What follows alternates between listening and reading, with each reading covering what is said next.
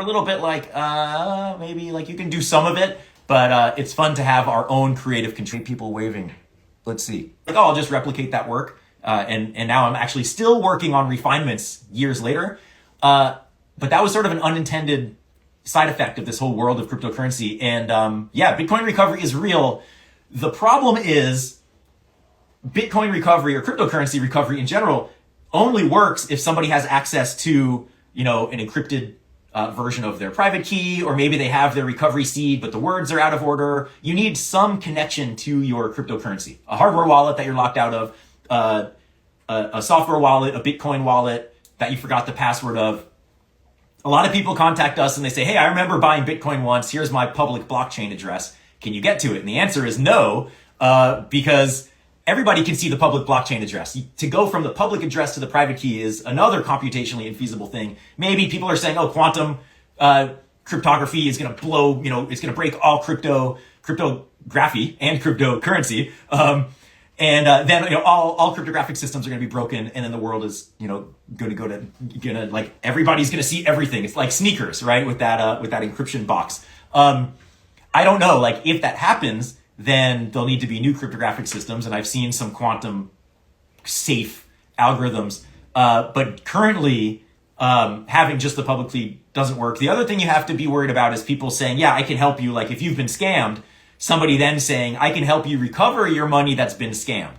And those are almost always other scammers, because they say, oh, somebody's been scammed and they've already lost money. I'm just going to scam them again. So Bitcoin recovery is real if you talk to real legit people like me, and you have something that we can work with to actually recover it, even if it's like a deleted file on a hard drive or whatever. So it's real if the people you're talking to are real. Cutter just joined. What's up, Cutter? Cutter is actually the director of Cold Wallet, of the movie that will be coming out in early 2025. So pretty cool. If you have questions about that, I can probably answer them. And but yeah, Cutter is here. That's really cool. All right, what other questions? Some quick ones. Will I write a book? Oh, I don't know. Writing for me is really, really hard. Even writing emails will take me like 20 minutes to write something. So I don't know if I would write a book. I have written books. So actually, if you go to my website, grandideastudio.com, go to the library section, you'll see some books I wrote about hardware hacking back in like 2003. More like hardware modifications, not really security related. And I've contributed to some other computer security books, but writing's really hard. I thought it would be fun to do like a graphic novel or something kind of telling a lot of my antics from back in the day, because there was a lot. Like, I think a lot of people my age that got involved in hacking in the early 80s and the 90s, like if you've seen the movie Hackers, which you should, highly recommended, it's kind of a cheesy representation, but it actually is sort of real of like how the hacker world was. And there's just a lot of like ridiculous, really fun stories from back in the day. Let's see. Do you sell any courses? No. So I do travel to do hardware hacking trainings. Sometimes I do those at public events. Sometimes I go on site to companies and do that. But those classes are based on all of the information that's public on my website already. So even though I don't have like formal courseware that I would like sell online or do online trainings or whatever, like just go to my website and look through stuff. Like there's no secrets. Everything I'm teaching it has been published at least multiple times on my website. So if you want to like start learning stuff, that's definitely the way to do it. Wow. All right, let's see if I can find, a lot of these are from the stories. Okay, I do like this one. I think this is an important one and totally not cryptocurrency related. So this is awesome. You're straight edge. Yes, I am straight edge. For those who are wondering, straight edge is sort of I would say it's a subgenre of like the hardcore punk kind of music scene is how it started. And it was sort of formed in a time where the punk rock world was all about nihilism and breaking things and doing drugs and, live fast, die young and all of these things. And the straight edge movement sort of came as the anti version of that, of keeping your body clean, being able to think straight about things and not taking drugs and alcohol. And it sounds very like, it's not Mormon, it's not religious, it's nothing like that. It was just like, to me, it made sense. And I loved the music scene, the hardcore scene. Like I would go to shows, I would skateboard, do all of these things that were very like not cool at the time.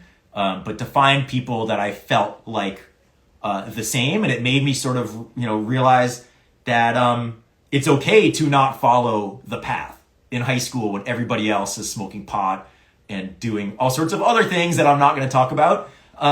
To have a world where it was like, that's cool, I'm going to push against even the people that are pushing against the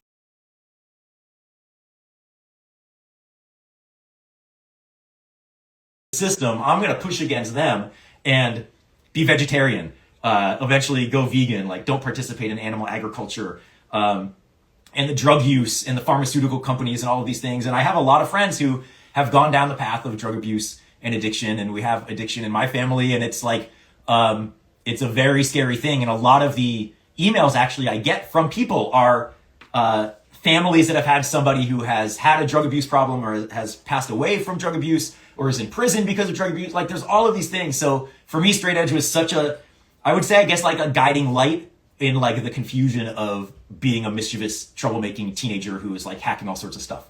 And it was sort of my outlet of going to like punk shows and punk hardcore shows, where most of the time I was in my computer room, like hacking on something by myself. But then I got to go to a world of like, I just fell into that world. And you didn't have a lot of computer people going to those shows, but the people that went to those shows, like some of my friends now, are because of the music scene. And they're not straight edge, but it was just like that scene. There's a lot of commonality. And I think there's a lot of overlap between like punk rock, the mindset of punk rock, and like do it yourself and not trusting the system and all of these things that you can actually apply to the hacking world as well. So yeah, I thought good question. I think that, I don't know if anybody's ever asked me that before. And it's not like I publicize it and run around and say like, don't do drugs are bad. Like that's a personal choice for everybody. But for me, like that straight edge movement, for sure, like really saved my life. All right, let's go to something a little more technical, I guess. Oh, wow. Let's see if I can find, a lot of these are from the stories. Okay, so, all right, here's another like cool hacking one. Da Amir. Yeah, I want to try to find some people that are actually on the chat now instead of just on the, from the stories also. Have you ever hacked a poor or not documented piece of hardware? How important is the architecture assembly language? Yeah, I mean, that's kind of part of the fun if you're dealing with something that hasn't been hacked before, especially architectures are a little bit, like sometimes with certain types of routers, I think it's Broadcom and Qualcomm are two chip vendors that are in a lot of products, but there's not a lot of public documentation around those.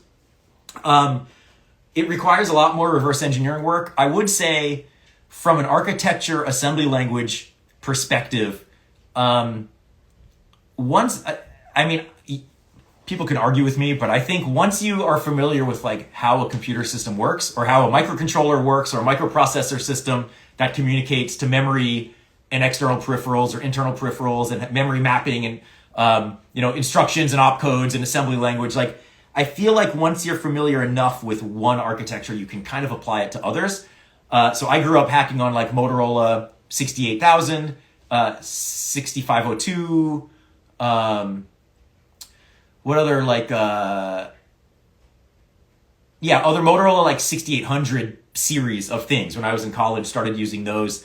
But then quickly like applied that to microchip PIC and then to x86. And then now ARM is kind of taking over. So I would say just pick an architecture that you already have documentation about, figure out how that works, and then you might be able to sort of go to something that you don't. But yeah, I think it's all about sort of just that low level, when you're moving bits around, there's a lot of functionality that's shared between different types of microcontrollers and microprocessors, functionality that isn't, but then you can kind of diff those and see what's different and then learn about those for your particular architecture. And you might have to get creative if you're trying to find documentation. I've been in Shenzhen at some of the electronics markets in China, and like you can find documentation there that you would not expect to find. So maybe you need to dig a little bit deeper of where you're looking. Maybe there's something out there, but it might just be that you're kind of dealing with this black box that you're sort of trying to figure out functionality of also. which could take a long time. Like a lot of times hacking takes way longer than people actually think. All right, so, okay, questions, live questions are at the bottom. Here we go. How do I crack Bitcoin wallet password? We talked about that. What would be the best certificate for hardware hacking? I don't know if I mean, certifications are tricky. Like sometimes if somebody asks, I'll give a certificate if they've completed my classes, because they can get continuing education credits and everything. But I think like an official certificate, I don't know. I think, I can't even think of like a certification that exists for hardware hacking versus like network hacking or other things. Yeah, I don't know. That's a good question. I would say there probably isn't a best certificate. I think the best way is to work on projects and document those. And then if you're looking for a job, you can show those and you can kind of show what your skills are. Coolest place you've traveled?